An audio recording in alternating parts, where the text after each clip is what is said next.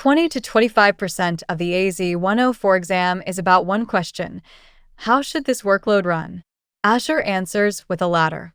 On the bottom rung, you declare infrastructure as documents, ARM templates, and Bicep files that a deployment engine turns into real resources.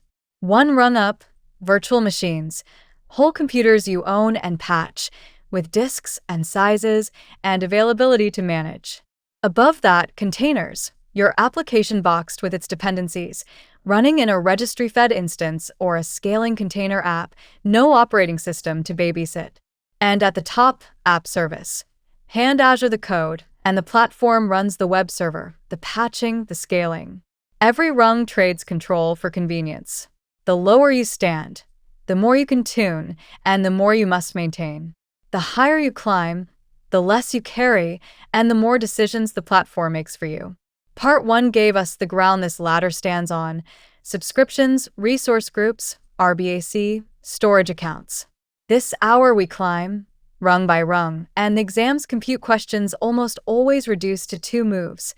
Pick the right rung for the scenario, then configure that rung correctly. 2 housekeeping notes before we climb. Everything here leans on Part 1's vocabulary: subscriptions, resource groups, RBAC, storage accounts, so if a term feels unfamiliar, that video is the prerequisite. And of the 5 exam domains, this one is tied for the heaviest, so the hour is worth taking slowly.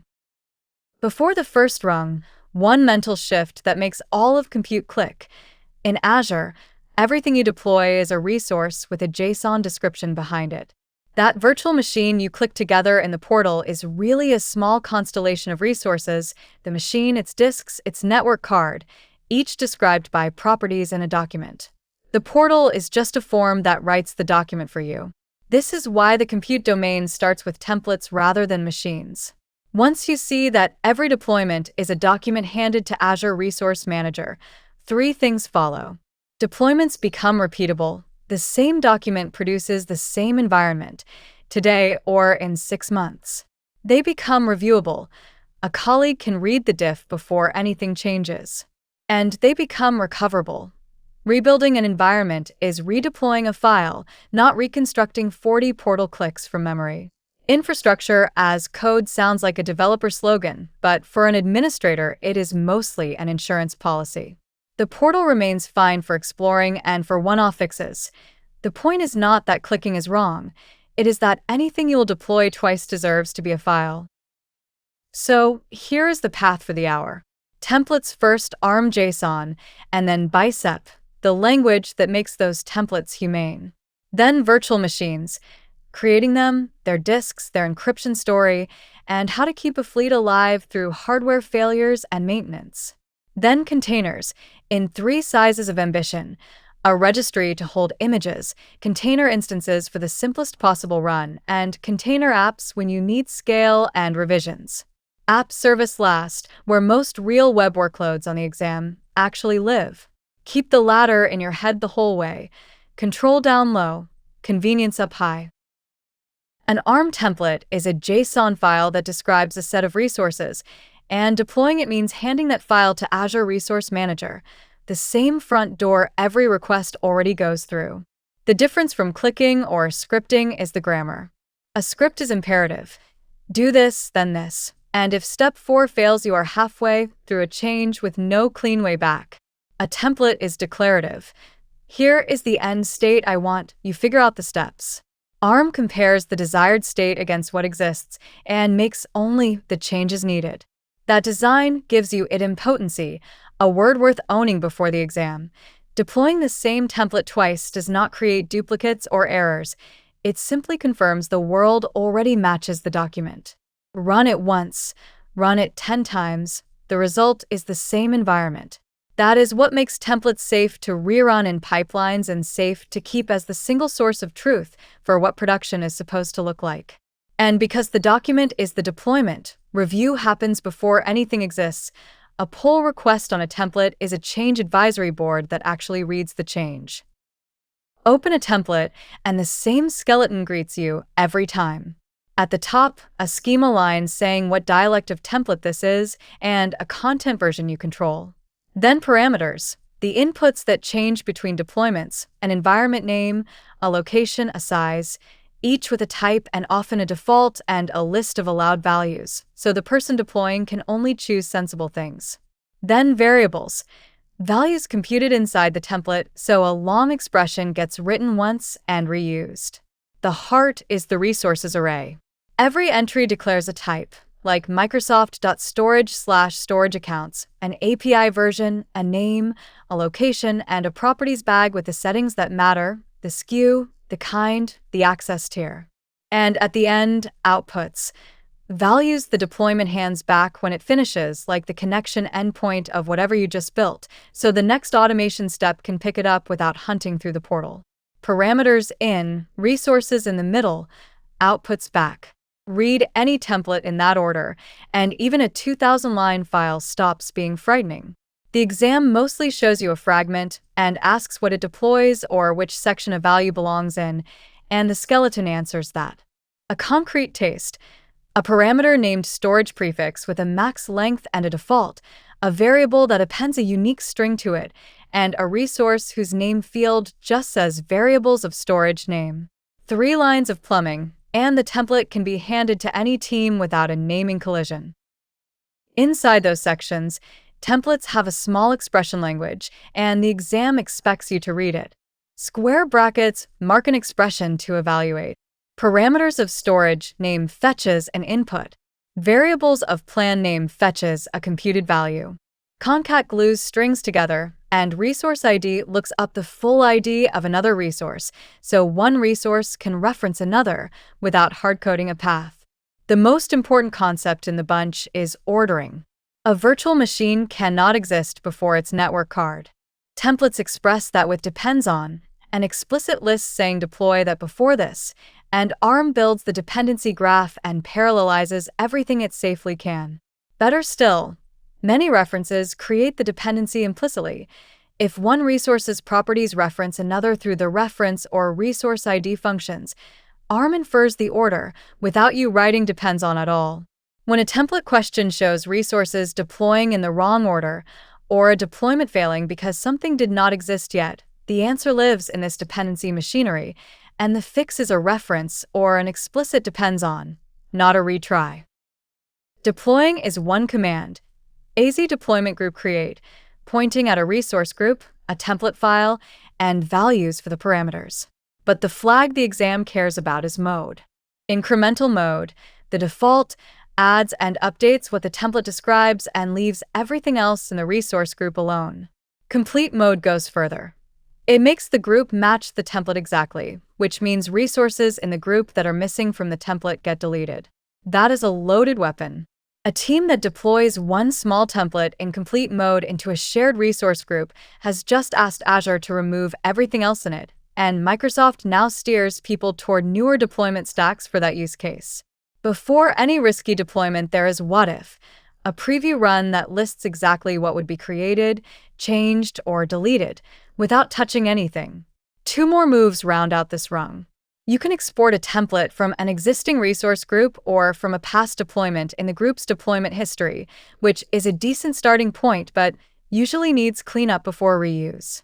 And that history records every deployment with its parameters, so what changed last Tuesday has an actual answer. Incremental adds, complete prunes. What if tells the truth in advance. One scope note completes the template story. AZ deployment group create targets a resource group, and that is where most templates land. But deployments exist at every level of Part 1's tree. AZ deployment sub create runs a template against the whole subscription, which is how a template can create the resource groups themselves rather than assuming they exist. Above that, deployments at management group and tenant scope push policy assignments and role assignments across entire branches of the organization. The exam signal is simple. If the thing being deployed lives inside a resource group scope, if the thing being deployed is a resource group or a policy meant for the whole subscription, the deployment has to run one level up. Same template language, same modes, same what if, just a different node on the tree receiving the document. ARM JSON works and nobody enjoys writing it. The brackets, the quoting, the 8 lines of ceremony per resource. It reads like a tax form. Bicep is Microsoft's answer, a cleaner language that compiles one-to-one into ARM JSON. Nothing about the engine changes. The same resource types, the same API versions, the same deployment commands, the same what-if. Bicep is purely a better pen for writing the same document, and when you deploy a Bicep file, the tooling quietly builds the JSON underneath before ARM ever sees it. That one-to-one relationship is the exam fact. There is nothing a template can do that Bicep cannot, and nothing in Bicep that does not translate straight back to template JSON. So the choice between them is ergonomics, not capability, and new work at Microsoft ships its examples in Bicep first. Put the two side by side, and the argument makes itself. Where JSON writes a parameters block with nested type and default value objects, Bicep writes perm location string equals a default, one line, done. Where JSON needs quotes and brackets and commas balanced across a screen, Bicep writes resource, a symbolic name, the type and API version, and a clean block of properties. String interpolation replaces concat. A name is written as a template string with a variable inside it, the way every modern language does it. And the dependency story gets even quieter. Reference another resource by its symbolic name, storage.id for instance, and Bicep both fills in the value and infers the deployment order. No depends on, no resource ID gymnastics, unless you genuinely need to be explicit. A storage account that takes 25 lines of JSON takes 8 in Bicep, and the 8 are the ones that carry meaning: the name, the location, the SKU, the kind. On the exam, reading Bicep is the skill. Given a short file, say what it deploys, what its parameters are, and which resource depends on which. Bicep also fixes composition. A real environment is not one resource. It is a network plus storage plus compute plus monitoring, and stuffing all of it into one file makes an unreadable monster. Bicep modules split the work. Each module is just a Bicep file with its own parameters and outputs, and a parent file calls it with module, a path, and a set of inputs, then reads the module's outputs to wire pieces together. Networking team owns the network module, platform team owns the monitoring module, and the environment file becomes a short story that composes them. Modules also carry scopes. By default, a deployment targets a resource group, but a Bicep file can declare a target scope of subscription, management group, or tenant, which is how you deploy the things that live above resource groups. Creating the resource groups themselves, assigning Part 1's policies at subscription scope, wiring role assignments across a branch. One file orchestrating modules at the right scopes, that is infrastructure as code grown up. The tooling round trip is short enough to memorize outright. AZ-Bicep build turns a Bicep file into template JSON, which is exactly what happens automatically when you deploy. AZ-Bicep decompile goes the other way, turning existing template JSON into Bicep, and the exam wants the honest caveat. Decompiled output is a starting draft with awkward names and occasional warnings, not a finished file, because there is no guaranteed clean mapping backward. And deployment needs no conversion at all. AZ deployment group create accepts a Bicep file directly, same command, same parameters, same modes as JSON. So the migration path for a team drowning in old templates is gentle. Decompile, tidy, deploy the Bicep, and the engine never notices the difference. Recap of the declarative rung in one breath. Templates declare an end state and redeploy safely because they are idempotent. Parameters in, resources in the middle, outputs back. Incremental adds, complete prunes, what-if previews, and deployments can target any scope on the tree. Bicep is the same machine with a humane syntax, modules for composition, and a build and decompile pair that round-trips to JSON. Now the second rung, virtual machines, the workhorse of the IaaS world. First surprise for newcomers, a VM in Azure is not one resource. Deploy a single machine, and the resource group fills with a small family. The virtual machine resource itself, which is really the compute contract, the size, the image, the identity. An OS disk, a managed disk resource with its own lifecycle. A network interface, the NIC, holding the private IP. usually a public IP resource if you asked for one, and a network security group guarding the door. Each piece is separate on purpose. The disk can outlive the machine, the NIC can move to a replacement VM, the security group can be shared by a whole subnet. When an exam question asks what gets left behind after deleting a VM, or why a NIC or disk still exists and still bills, this is the answer. Deleting the VM resource does not automatically delete the family around it, unless the delete options on those resources were set at creation to go down with the ship. Orphaned disks quietly costing money is one of the oldest Azure stories there is. Choosing a size looks like alphabet soup until someone hands you the decoder ring, so here it is.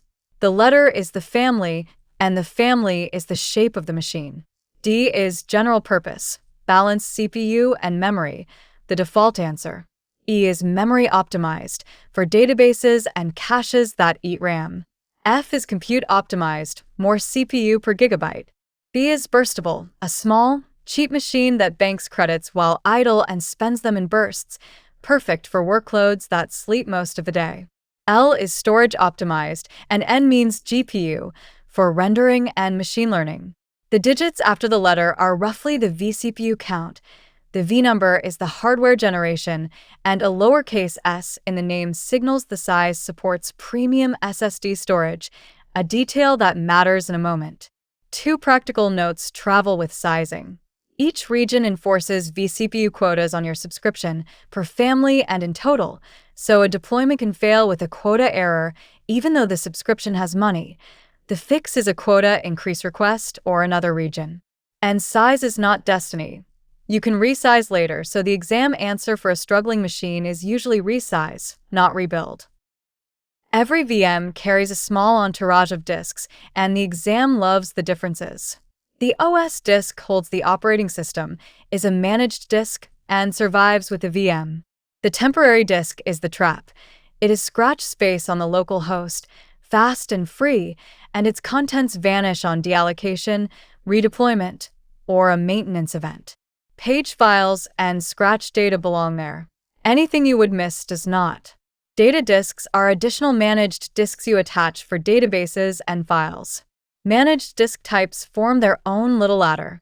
Standard HDD for dev and test. Standard SSD for light production. Premium SSD, the mainstream production choice, requires those S sizes from the last scene. Premium SSD V2 changes the deal. Capacity and performance become separate dials, so you can buy a small disk with big throughput without resizing anything. Ultra disk sits at the top for the heaviest databases.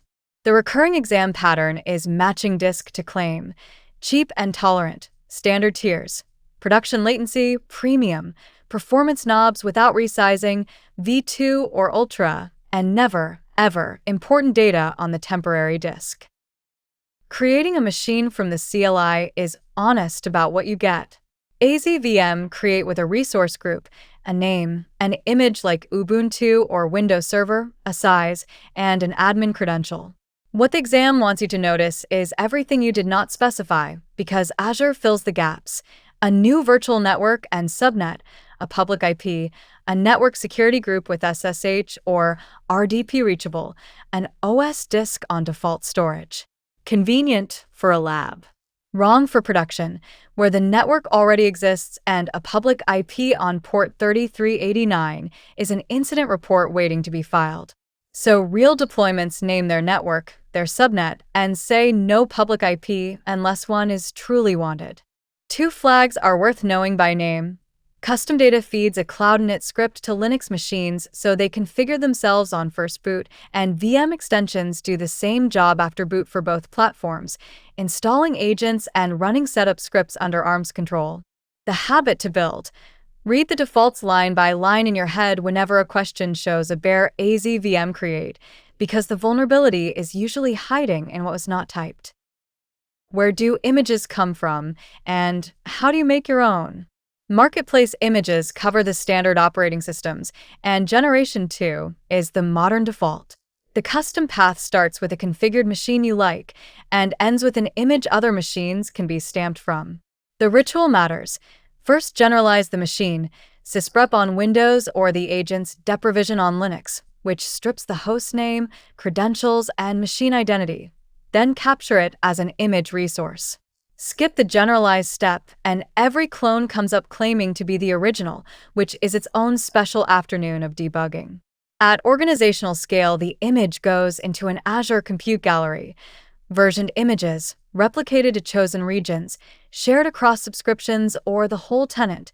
So the golden build for the company is one artifact with version numbers rather than a folder of one-off snapshots. Scale sets and AZ-VM create both accept a gallery image the same way they accept a marketplace one. When a question says standardized image, many teams, several regions, the gallery is the answer it is fishing for. Disk encryption in Azure is 3 layers wearing similar names, and untangling them is worth marks. Layer 1. Server-side encryption of managed disks. Always on, every disk, encrypted at rest with platform keys by default, or customer-managed keys if the organization insists on holding them, arranged through a disk encryption set that points the disks at a key vault. You met this pattern in the storage chapter. Disks inherit it. Layer 2. Encryption at host. Turn it on per VM, and the encryption happens on the host machine itself, which closes the gaps the first layer leaves. The temporary disk and the disk caches, encrypted end-to-end before data ever crosses to storage. It has a prerequisite the exam likes. The feature must be enabled on the subscription before you can use it, and the VM size must support it. Layer 3. Azure Disk Encryption, AD, the ingest option. It runs BitLocker inside Windows or dencrypt inside Linux, so the operating system itself holds the encryption, with keys in Key Vault. It is also on its way out. Microsoft has scheduled AD for retirement and points new deployments at encryption at host instead. The sorting rule for questions. Encrypt temp disk and caches means encryption at host. BitLocker means AD. Plain encrypted at rest was already true before you did anything. Machines move, and the exam checks you know which move is which. Moving a VM to another resource group or another subscription is the move operation from Part 1. The resource IDs change. The VM and its dependent resources, disks, NIC, generally travel together, and validation should run before the real thing. The machine does not change region, does not reboot for the move, and does not need to be rebuilt. It is bookkeeping on the control plane. Moving to another region is a genuinely different operation. Resources do not teleport across geography. That is Azure Resource Mover's job, which under the hood replicates the machine to the target region, lets you test the copy, then commits the move and cleans up the source. The tell in a question is the word region. Resource group or subscription, think move with validation. Region, think resource mover and replication. And in all cases, addresses change when networks change, so anything that hard-coded an IP is the follow-up trap. Day 2 disk work is routine once the vocabulary lands. Resizing a VM is a size change in settings, with a catch. Resizing a running machine always restarts it, and if the new size does not live on the current hardware cluster, you have to deallocate first. Growing a disk is supported, shrinking is not. So size generously and let the file system expand. Data disks attach and detach live, and each disk supports snapshots. Point-in-time copies used to clone, backup, or spin a test machine out of production data. The pattern that keeps appearing in scenarios. Snapshot the disk, create a disk from the snapshot, attach it elsewhere, and you have yesterday's production data on a machine that cannot hurt production. It is the storage-level answer to give me a copy of that machine's data without touching the machine, and it works while the source keeps running. Getting into a machine is the last chore. Windows answers on RDP, port 3389. Linux answers on SSH, port 22, and the same deployments keep both closed from the internet, using Bastion from Part 3's toolkit or a VPN rather than a public port. When the network path is closed or broken entirely, run command is the trapdoor. It executes a script inside the guest through the Azure control plane and the VM agent. No inbound port needed, which also makes it the answer for I locked myself out with a bad firewall rule. Credentials gone wrong have their own tool, the VM's password reset blade, which reaches in the same agent-shaped way. Quick recap of managing machines. Encryption comes in 3 layers, SSE always. Encryption at host for temp and cache, with its subscription feature flag. AD for ingest BitLocker on borrowed time. Moves between groups and subscriptions keep the region. Region moves go through resource mover. Disks grow but never shrink. Snapshots clone them live, and run command reaches inside when the network will not let you. One machine is a single point of failure, so this chapter is about spreading. 2 kinds of trouble come for your VMs. Unplanned. A host dies, a rack loses power, a data center floods. Planned. Azure itself must patch and reboot hosts, and your machine is standing on one of them. Azure's whole availability story is blast domains, deciding how far apart your copies stand, and the service-level agreements follow the spreading. Run a single VM with premium storage on all its disks, and Azure promises 3 nines, 99.9. Spread across an availability set, and it becomes 99.95. Spread across availability zones, 99.99. Those 3 numbers rank the options on the exam before any other detail does, and they are worth saying out of order until they stick. Single machine, set, zones, each buying 1 more decimal of promise. An availability set spreads machines within 1 data center, along 2 dimensions at once. Fault domains are racks, separate power and switching, and a set spreads across up to 3 of them, 2 in some regions, so a rack failure takes at most 1 slice of your fleet. Update domains are reboot batches for planned maintenance. The platform reboots 1 update domain at a time, 5 by default and up to 20, so patching never takes all your instances together. Picture 6 web servers in a set. They land staggered across the fault domain and update domain grid, and neither a dead rack nor a maintenance wave can silence all 6. 2 rules to remember. A VM joins an availability set at creation, not after. Retrofitting means recreating the machine. And a set protects against rack scale trouble, not building scale, for that you climb 1 level up. Availability zones are the building scale answer. Physically separate data centers within 1 region, independent power, cooling, and networking, connected by fast links. Deploy zonal resources. This VM in Zone 1, its twin in Zone 2, a third in Zone 3, and a whole facility can go dark while the region keeps serving. That is where the 99.99 SLA comes from. 2 vocabulary notes make zone questions easier. Zonal means pinned to a zone you chose, like a VM or a zonal public IP. Zone redundant means the service itself spans zones invisibly, like the ZRS storage from Part 1 or a zone redundant load balancer. And the mental model that sorts every option. Availability sets guard racks inside 1 building, zones guard buildings inside 1 region, and geography beyond the region, surviving a regional disaster, belongs to paired regions and the recovery tooling in Part 3. Sets, zones, regions, rack, building, geography. Match the failure the question describes to the smallest domain that survives it. Spreading by hand stops scaling somewhere around the 10th machine, which is what virtual machine scale sets exist for. 1 resource that owns a fleet of identical VMs built from the same image. Scale sets come in 2 orchestration modes, chosen at creation and permanent. Uniform mode stamps identical instances and manages them as a block, the classic choice for stateless fleets. Flexible mode relaxes the sameness, mixing sizes and treating members more like ordinary VMs while keeping fleet management, and it is the recommended default now. The engine that earns the name is autoscale. Rules like add 2 instances when average CPU stays above 70%, remove them below 30%, plus schedule rules for the 9EM wave, bounded by a minimum and maximum instance count. Scale and policy decides which instances die first when shrinking, newest, oldest, or balanced across zones. Instance protection shields a specific machine from scale-in entirely. And upgrade policy decides how image updates roll out. Manual on your signal, automatic all at once, or rolling in batches with health checks between them.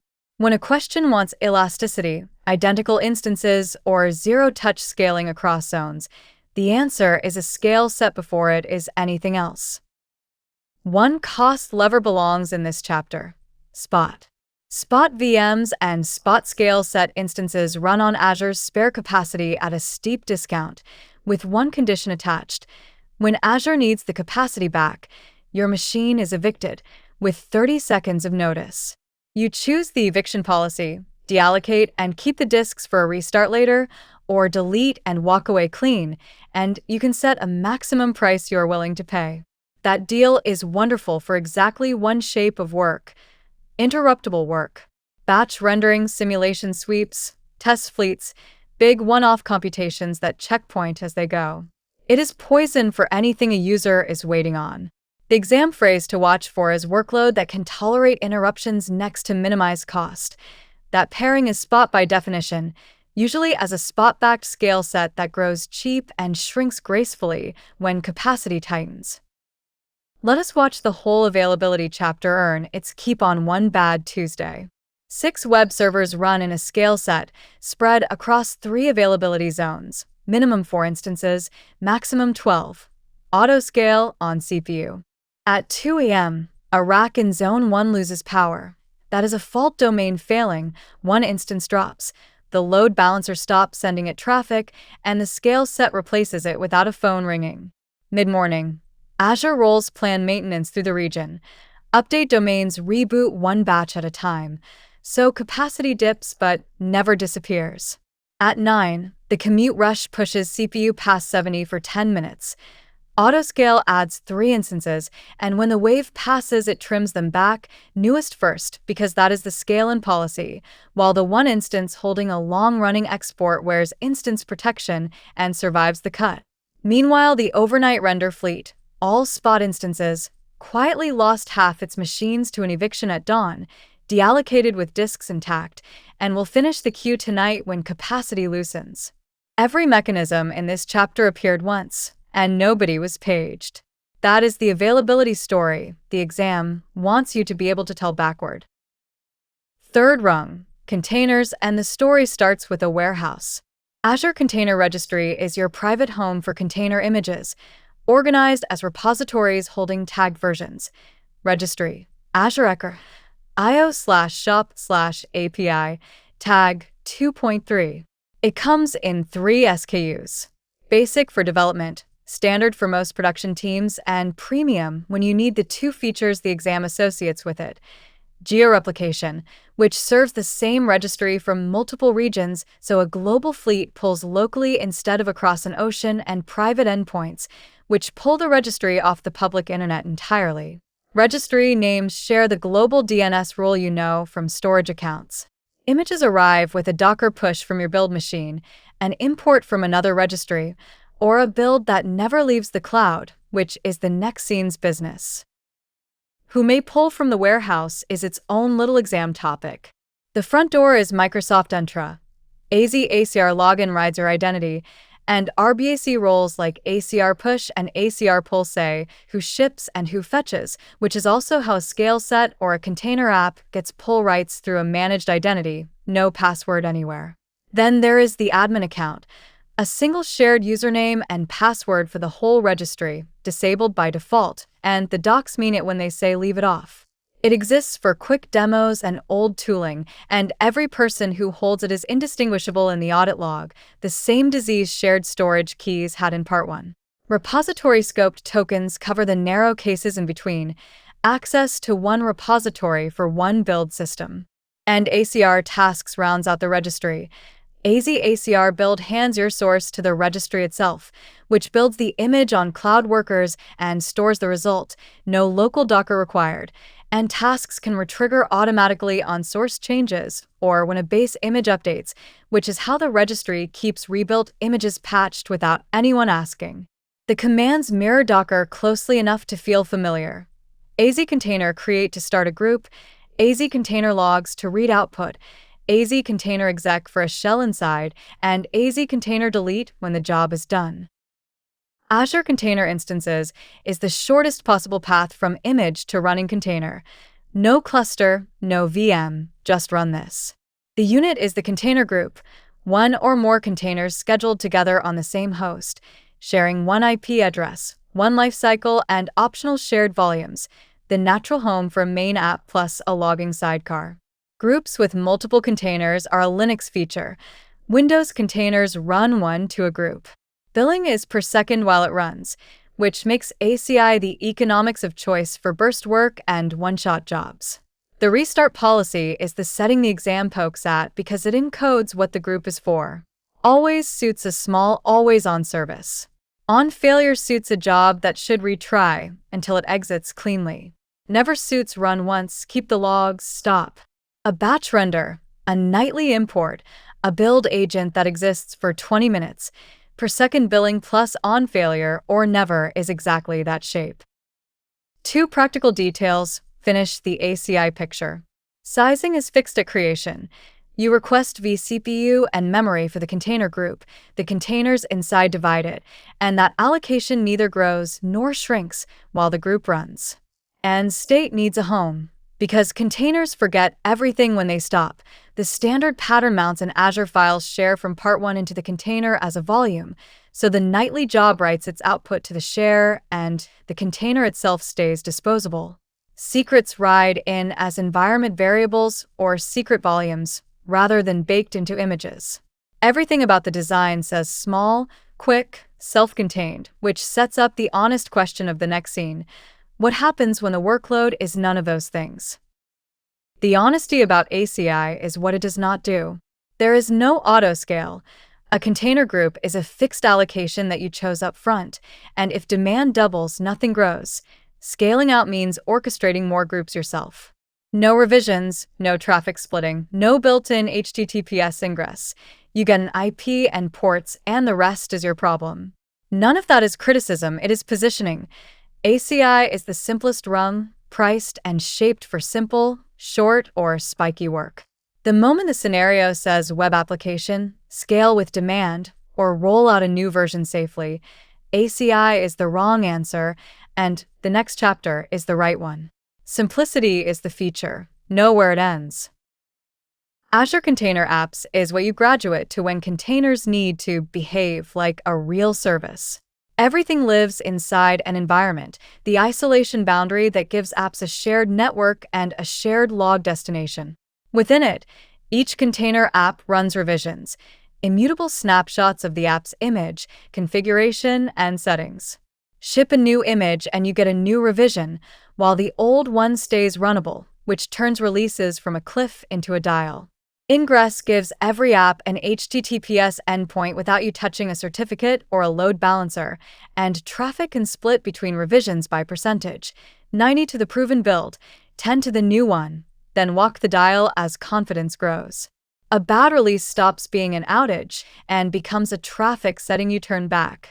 That vocabulary, environment, revision, ingress, traffic split, is the fingerprint of Container Apps questions on the exam. Alongside apps, Container Apps also runs jobs, containers that execute to completion on a schedule or a trigger rather than serving traffic, which covers the batch shapes without leaving the platform. Scaling is where Container Apps earns its keep. Replicas, copies of your container, come and go by rule. HTTP concurrency, so load creates capacity, CPU or memory pressure, or event-driven sources through KEDA, the scalar framework underneath, which watches things like queue depth and wakes your app when messages pile up. Bounds are yours, a minimum and maximum replica count, and the minimum can be 0. Scale to 0 is the headline. An app with no traffic runs no replicas and costs nothing while it sleeps, then wakes on the first request at the price of a cold start. One nuance keeps answers honest. Scaling on CPU or memory cannot reach 0 because a sleeping app has no metrics to wake on. The 0 trick belongs to HTTP and event scalars, which watch from outside.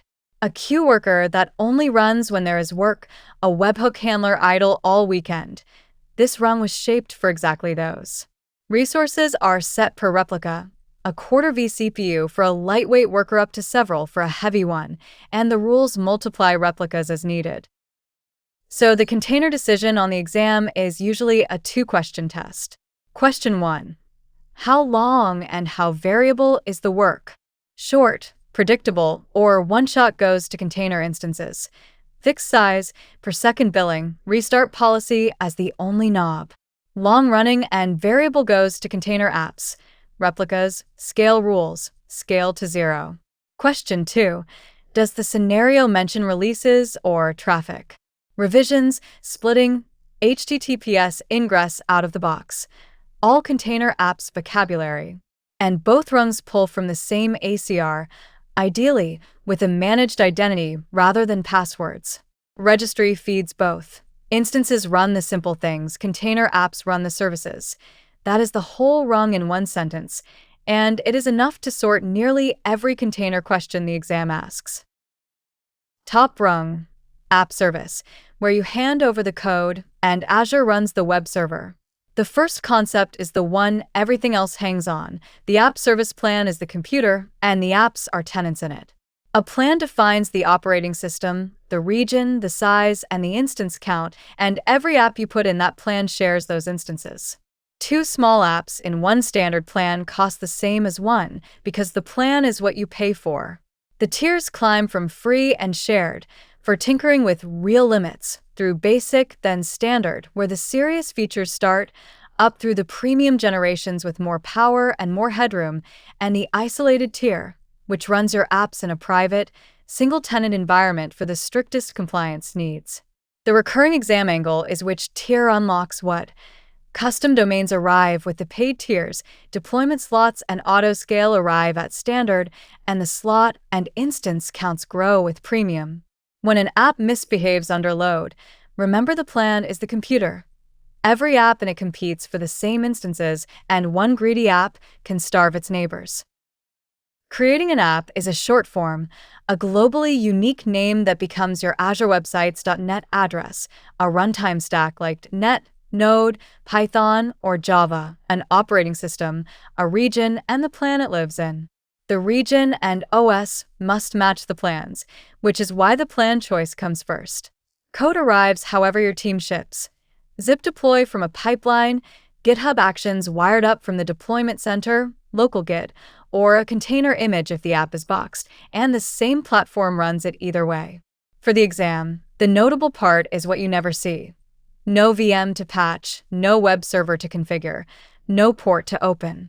The platform terminates HTTPS for you at your app, Azure Websites, net from the first minute, and the app settings blade injects configuration as environment variables, which is where connection strings live instead of in code. When something misbehaves, app service keeps its own black box. Application logging and the live log stream can be switched on per app, so the first debugging step is watching the log stream while you reproduce. No VM to remote into. Scaling an app service has 2 directions with 2 different meanings. Scale up changes the plan's tier. A bigger machine, faster cores, more memory, and along the way new features, because tiers gate features. Scale out changes the instance count. More copies of the same machine, sharing traffic behind the platform's load balancing.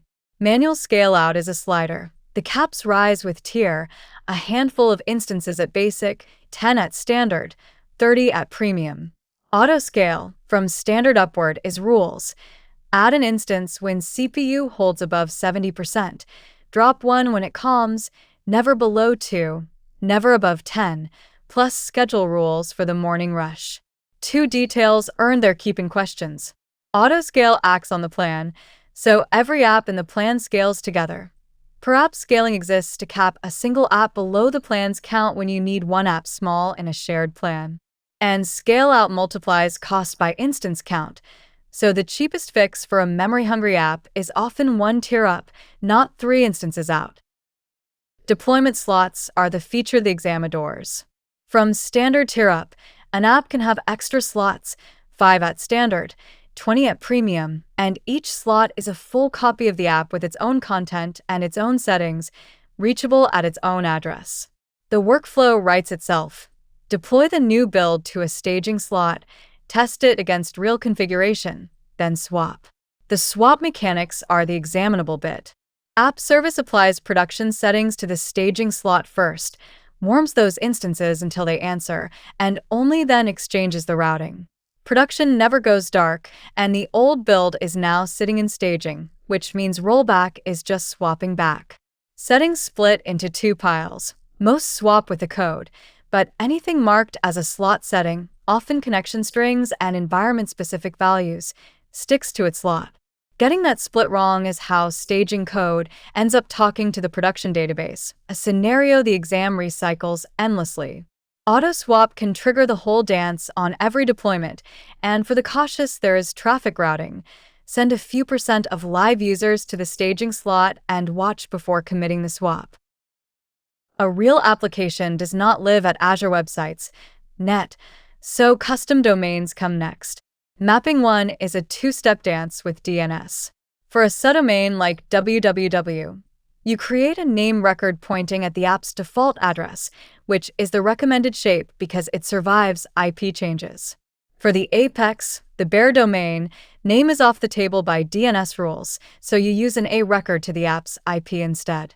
Either way, app service demands proof of ownership, a TXT record named AZ-104 carrying your app's domain verification ID, AZ-104, www for the subdomain case. That verification record is not busy work. It is what stops a stranger from claiming a dangling subdomain you forgot about, the takeover attack that makes security teams wince.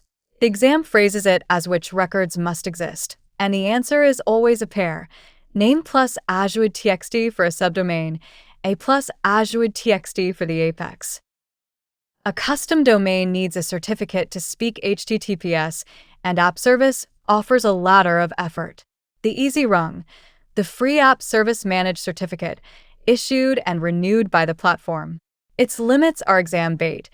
No wildcard certificates, and no exporting it to use anywhere else. Above that, you bring your own, upload a PFX, or reference a certificate held in Key Vault, which is the grown-up pattern since rotation happens there and the app just follows. Certificates then attach to domains through bindings, and there are two kinds.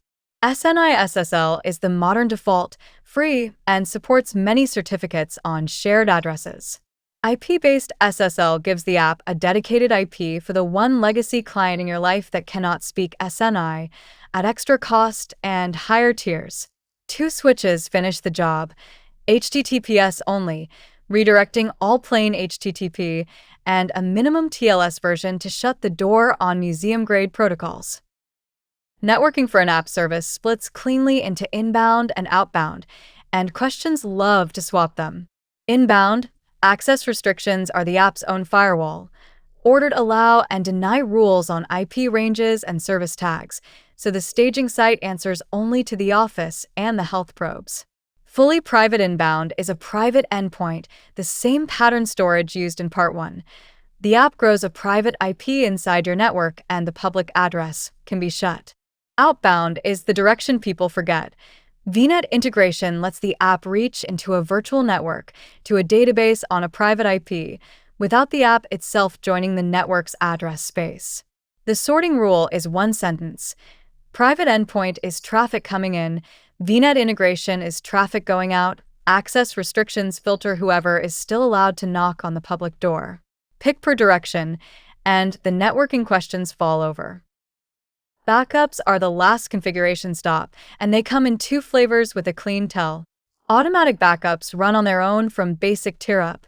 Hourly, kept for 30 days, no configuration, and no way to download them. They exist so a bad deployment or deletion has an undo button inside the platform. Custom backups are the deliberate kind.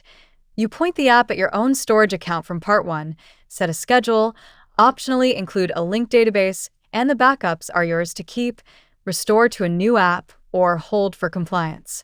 The exam tell, a question that mentions a storage account or a schedule, is describing custom backups.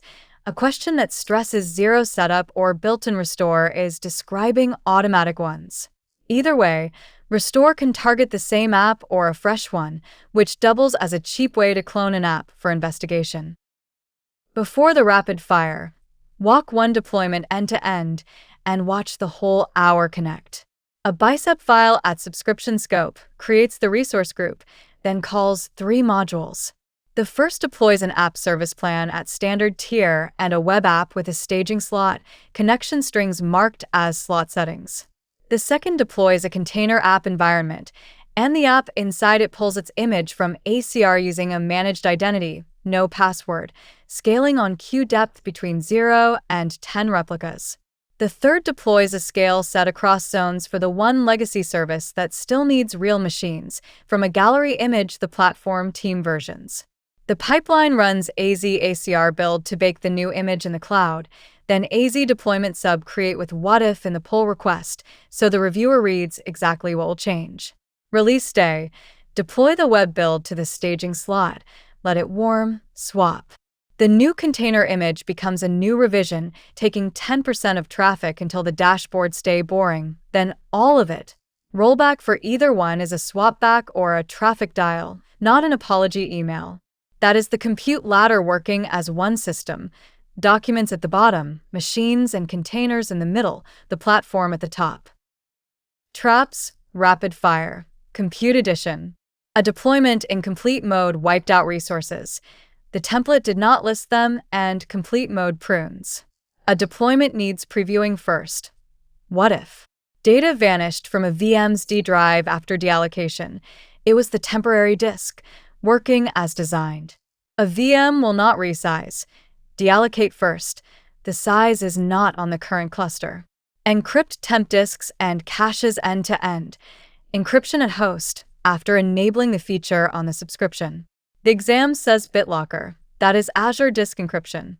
2 VMs need 99.95, availability set, 99.99, spread them across zones. Interruptible batch work at minimum cost, spot instances with an eviction policy. Batch job, minutes long, cheapest run, container instances with per second billing. Scale on queue depth, idle to 0 at night. Container apps with a KEDA rule. Staging must not touch the production database after swap. Mark the connection string as a slot setting. 0 downtime release with instant rollback. Deploy to a slot and swap. And the free managed certificate cannot do wildcards or export, so those scenarios buy a certificate. A global fleet pulls images slowly from one region. Geo-replicate the registry, which is premium. Many teams need one golden VM image across regions and subscriptions. Compute gallery. One app in a shared plan must stay small while the plan scales. Per app scaling. And a multi-container group on Windows will not deploy. Container groups with multiple containers are Linux only. The latter, folded up. ARM templates declare an end state. Parameters in, resources in the middle, outputs back, incremental adds, complete prunes, what-if previews, and deployments can land at any scope on the tree. Bicep is the same engine with a humane syntax, modules, and a clean round trip to JSON. Virtual machines are families of resources. Sizes decoded by family letter, disks from standard HDD up to Ultra, the temp disk never trusted, images generalized and shared through a compute gallery, encryption in 3 layers with encryption at host as the modern answer. Availability is spreading. Sets across racks, zones across buildings, scale sets to automate the fleet, and spot capacity for work that can be interrupted. Containers live in a registry. Run simply in container instances with a mounted file share when they need state, and grow up in container apps with revisions, ingress, and scale to 0. And app service is the top rung. Plans as the computer, apps as tenants, scale up versus scale out, slots that swap warm, domains proven with Azure records, certificates bound by SNI, networking split inbound and outbound, and backups automatic or custom. Part 3 finishes the exam. Virtual networks, DNS, load balancing, monitoring, and the backup and recovery net under everything. See you there.